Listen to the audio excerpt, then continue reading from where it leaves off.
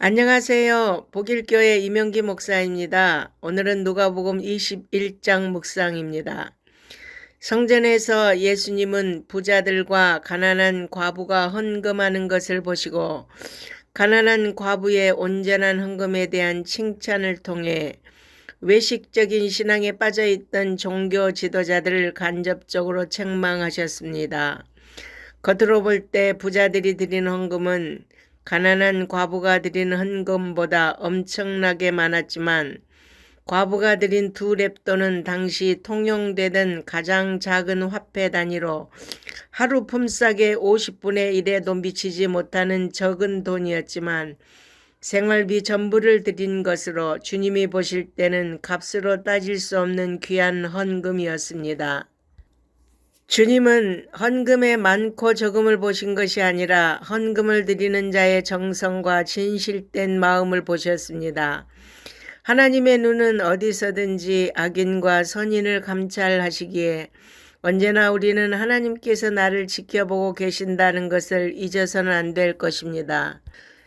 다음의 본문은 예수님께서 십자가 순환을 앞에 놓고 예루살렘 성전 파괴와 종말의 징조에 관한 예언과 말세의 박해 예고를 기록하고 있습니다.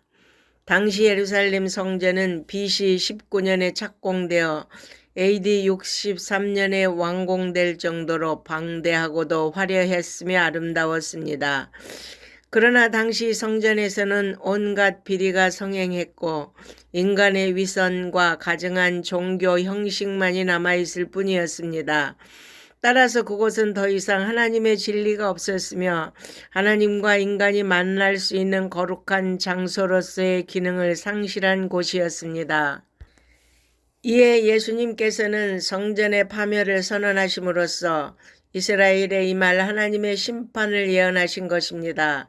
실제로 예루살렘 성전은 AD 70년 예루살렘 멸망과 함께 완전히 파괴되었습니다. 주님께서는 예루살렘 멸망과 세상 종말의 징조에 대해 예언하여 주셨는데 거짓 그리스도의 출현, 난리와 전쟁의 발생, 자연재해와 질병의 발생, 그리고 복음의 증인들이 도처에서 고난을 받는 것 등입니다. 그러므로 종말의 징조가 나타낼 때 종말을 차분히 대비하되 종말의 징조를 근거로 세상 끝이 왔다고 선전하며 미혹하는 자들의 말에 귀를 기울여서는 안 될 것입니다. 당시 예루살렘이 멸망당할 때 110만 명이 학살되고 9만 7천여 명이 포로로 잡혀갔다고 합니다. 이 처참한 예루살렘의 멸망은 선지자를 잡아 죽이고 마침내는 메시아마저 십자가에 못 박아 죽인 유대인들에 대한 하나님의 심판이었습니다. 주님은 당신의 재림에 앞서 천체와 자연계의 이변이 있게 될 것을 말씀하셨습니다. 이때는 예루살렘 멸망 때 유대인들이 겪었던 환난과 비교할 수 없는 엄청난 환난이 온 세상에 임하게 될 것입니다. 주님의 재림은 온 세상과 모든 인류에게 임하는 역사적 종말입니다.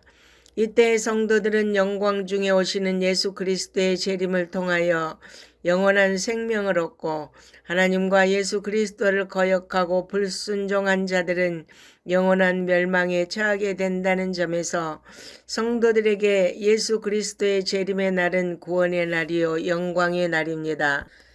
주님은 무화과 나무나 모든 나무의 자연적 성장을 통해 계절의 변화를 알 수 있듯이 마지막 때 있을 여러 징조를 보고 종말의 때와 하나님의 나라가 가까이 왔음을 깨달아야 한다고 교훈해 주셨습니다.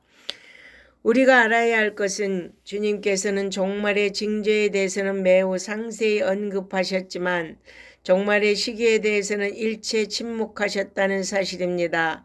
이는 성도들로 하여금 항상 깨어있어 경성하는 삶을 살도록 하시기 위함입니다. 그러므로 종말의 시기를 구체적으로 언급하며 성도들을 미혹하는 거짓 선지자들을 경계해야 할 것입니다.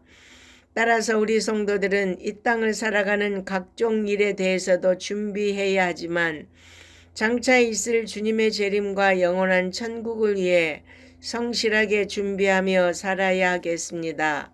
아멘.